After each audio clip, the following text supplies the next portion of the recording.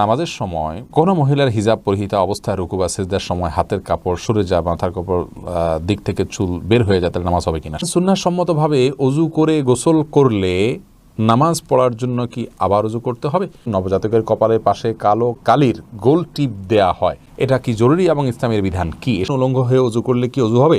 আমার মেজাজ সব সময় বিগড়ে থাকে, এটা থেকে পরিত্রাণের উপায় কি?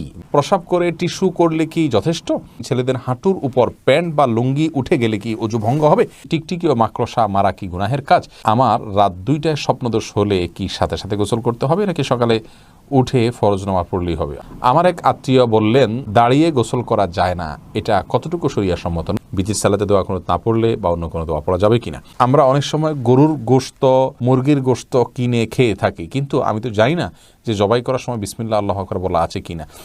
ইমরান এলাইস আপনি আইডি থেকে জানতে চেয়েছেন, আমার রাত 2টায় স্বপ্নদোষ হলে কি সাথে সাথে গোসল করতে হবে, নাকি সকালে উঠে ফরজ নামাজ পড়লেই হবে? আপনি ফজরের আগে গোসল করলেই চলবে, সাথে সাথে উঠে করতে হবে এমন কোনো বাধ্যবাধকতা নেই।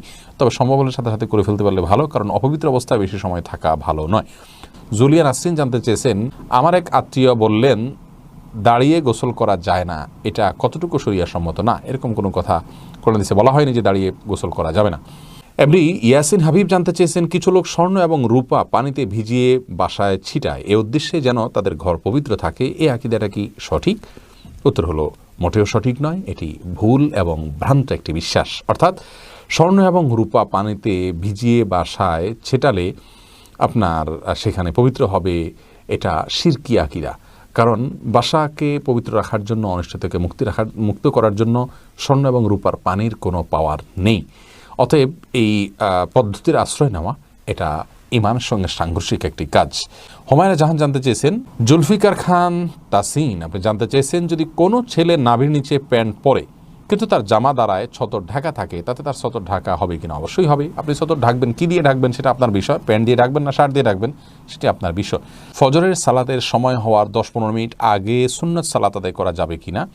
সালাতের ওয়াক্ত হওয়ার আগে করা যাবে না, ওয়াক্ত হতে হবে তারপরে সুন্নত পড়তে হবে। কারণ আল্লাহ রাব্বুল আলামিন আমাদের জন্য সালাতকে ওয়াক্ত মতো পড়াকে আবশ্যক করেছেন। আল্লাহ ইরশাদ করেছেন, ইন্নাস সালাতা কানাত আলাল মুমিনিনা কিতাবাম মাওকুতা, অর্থাৎ নিশ্চয়ই সালাত ইমানদারদের জন্য নির্দিষ্ট সময়ে পড়া এটা বাধ্যতামূলক করা হয়েছে। যার কারণে সুন্নাহ, ফজরের সুন্নাহটা যদি ফজরের সুন্নাতে ফজরই যদি না হয়, তাহলে সুন্নাহটা কীভাবে পড়বেন? এই জন্য ফজরের ওয়াক্ত শুরু হবে, তারপর আপনি সুন্নাহ পড়তে পারবেন।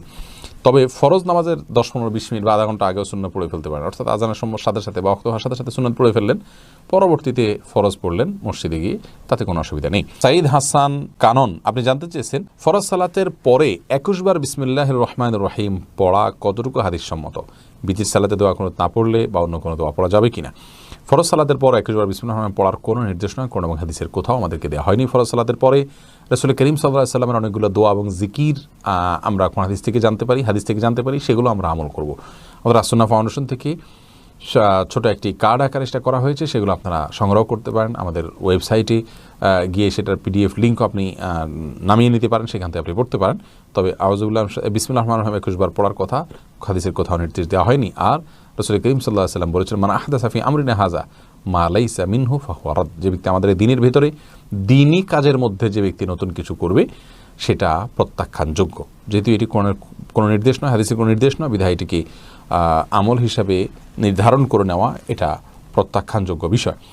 আর বিতির সালাতে দোয়া কুনুত না পড়লে অন্য কোনো দোয়া পড়া যাবে কিনা? দোয়া কুনুত বলতে নির্দিষ্ট দোয়া না পড়লে অন্য কোনো দোয়া পড়লেও চলবে, কিন্তু হাদিস বর্ণিত দোয়া কুনুতগুলোই আমাদের পড়া উচিত এবং প্রয়োজনে মুখস্থ হওয়া পর্যন্ত নোটা করতে পারবেন। আয়ান আহমেদ রহিম আপনি জানতে চেয়েছেন, প্রসাব করে টিস্যু করলে কি যথেষ্ট? পেশাব করলে, টিস্যু করলে যদি আপনার তার মাধ্যমে পেশাবের ধারা বন্ধ হয়ে যায়, মুছে নিতে পারেন, শুষে নেয়, অসুবিধা নেই, যথেষ্ট হবে। কিন্তু পরবর্তীতে পানি ব্যবহার করাটা বিশুদ্ধ হাদিস দ্বারা প্রমাণিত, অর্থাৎ দুইটা করাই হাদিস দ্বারা উত্তম এবং প্রমাণিত। এমনি শারিফ হোসেন জানতে চেয়েছেন, আমরা অনেক সময় গরুর গোশত, মুরগির গোশত কিনে খেয়ে থাকি, কিন্তু আমি তো জানি না যে জবাই করার সময় বিসমিল্লাহ আল্লাহু আকবার বলা আছে কিনা। দেখুন, মুসলিম এলাকাতে, মুসলিম অধ্যুষিত এলাকাতে বিসমিল্লাহ বলে জবাই করা হয়, এটাই স্বাভাবিক। বিধায় এটা নিয়ে আপনি ওয়াসওয়াসায় বা সংশয়ে ভোগার কোনো কারণ নেই। আর যদি এমন কোনো জায়গায় আপনি বসবাস করেন যেখানে সন্দেহ আছে, তাহলে সেখানে আপনি নিশ্চিত না হয়ে খাবেন না, কিনবেন না। সুলতানা জানতেছেন, ছেলেদের হাঁটুর উপর প্যান্ট বা লুঙ্গি উঠে গেলে কি অজু ভঙ্গ হবে? হাঁটুর উপরে প্যান্ট বা লুঙ্গি উঠে গেলে, যদি একাকী থাকে অথবা লোকজন থাকে, যে অবস্থায় হোক না কোনো, কাপড় উঠে গেলে অজু কখনো ভঙ্গ হবে না। শিবলি নোমা জানতেছেন, টিকটিকি ও মাকড়সা মারা কি গুনাহের কাজ? টিকটিকি এইটা মারা সওয়াবের কাজ বলে বিভিন্ন হাদিস থেকে জানা যায়। সেটা কি আসলে আমাদের দেশে যে টিকটিকি রয়েছে এটা, না ভিন্ন কোনো টিকটিকির কাছাকাছি প্রজাতির অন্য কোনো আপনার বিষয় বস্তু? সেটা নিয়ে মতপার্থক্য আছে স্কলারদের মধ্যে। বিশুদ্ধ মত অনুযায়ী আমাদের দেশের প্রচলিত যে টিকটিকি আমরা দেখতে পাচ্ছি এটি সেটি নয়, কিন্তু এই টিকটিকের মতোই এটাকে হত্যা করার নির্দেশ ইসলামে রয়েছে এবং এর বিশেষ কিছু কারণ রয়েছে, এবং এটি আমাদের বাসা বাড়িতে বিশেষ করে বিচরণ করলে সেটি আমাদের জন্য ক্ষতিকর হয়। টিকটিকির কথা আমি বলছি বিশেষ করে, এটি কোনো খাবার ইত্যাদিতে মুখ দিলে সেটি আমাদের ক্ষতির কারণ হতে পারে। আর মাকড়সা, এটা মারা গুনাহের কাজ। মাকড়সা বিনা কারণে মারবো না, যেটি আমাদের কোনো ক্ষতি করছে না। এমডি দেলোয়ার হোসেন, তবে হ্যাঁ, মাকড়সা বাসা ইত্যাদি আপনাদের ভাঙতে হয় পরিষ্কারের খাতিরে, এটা অবশ্যই করতে পারবেন। জান্নাতুল ফেরদাউস, আপনি জানতে চেয়েছেন, প্রসূতি মা যে পোশাকে সন্তান জন্ম দেন, ওই পোশাক ধুয়ে পরবর্তীতে নামাজ আদায় করলে কি নামাজ হবে? হ্যাঁ বোন, অবশ্যই নামাজ আদায় হয়ে যাবে। কারণ যে কোনো পোশাকে অপবিত্রতা লাগলে সেটা চিরকালের জন্য অপবিত্র হয়ে যায় না। সেটাকে আমরা যদি যথাযথ নিয়ম অনুযায়ী পরিচ্ছন্ন করে ফেলি, পবিত্র করে ফেলি, তাহলে ইনশাআল্লাহ সেটাকে আবার ব্যবহার করতে পারবো। সুলতান আহমেদ রিয়াজ জানতে চেয়েছেন, আমার মেজাজ সব সময় বিগড়ে থাকে, এটা থেকে পরিত্রাণের উপায় কি? ভাই সুলতান আহমেদ, আপনার মেজাজ বিগড়ে থাকে, এটা থেকে পরিত্রাণের উপায় হলো, প্রথমত আল্লাহ তাআলার আশ্রয় চাইবেন। শয়তান মানুষের মেজাজ বিগড়ে দেয়, শয়তান থেকে আল্লাহর আশ্রয় চাইবেন। আউযু বিল্লাহি মিনাশ শাইতানির রাজিম, এটা পড়বেন। যখন রাগ উঠবে এটা পড়বেন। দাঁড়ানো অবস্থায় রাগ উঠলে বসে যাবেন, বসা অবস্থায় রাগ উঠলে শুয়ে যাবেন, সম্ভব হলে অজু করে নেবেন। এগুলো মানুষের রাগকে প্রশমিত করতে সহায়তা করে। সেই সাথে একজন শান্ত মেজাজের মানুষের সাথে আপনি বেশি সময় উঠা বসা করুন, তার সান্নিধ্যে থাকার চেষ্টা করুন। ইনশাআল্লাহ বিদিনিল্লাহ সবর কীভাবে করতে হয় আপনি হাত কলমে দেখে সেটা করার জন্য স্পৃহা অর্জন করতে পারবেন। এরপরে মামুন জানতে চেয়েছেন, সুন্নাহসম্মতভাবে অজু করে গোসল করলে নামাজ পড়ার জন্য কি আবার অজু করতে হবে? কোরআন হাদিসের আলোকে উত্তর চাই। সুন্নাহসম্মতভাবে যদি একবার অজু করা হয়, অজু করার পর যদি গোসল করা হয়, তাহলে সেক্ষেত্রে নামাজ পড়ার জন্য আর আলাদা উজু করার দরকার না, যদি উজু থাকে। কারণ সুন্নাহসম্মত গোসলের জন্য তো শুরুতে উজু করতেই হচ্ছে, যার কারণে ওইটাই যথেষ্ট হয়ে যাবে। রাহাত হাসান, আপনি জানতেছেন, উলঙ্গ হয়ে উজু করলে কি উজু হবে? উলঙ্গ হয়ে যদি কেউ উজু করেন, উজু হয়ে যাবে, কিন্তু এটা নির্লজ্জ কর্ম এবং অনুচিত, কারাহাত বা মাকরুহ থেকে খালি নয়।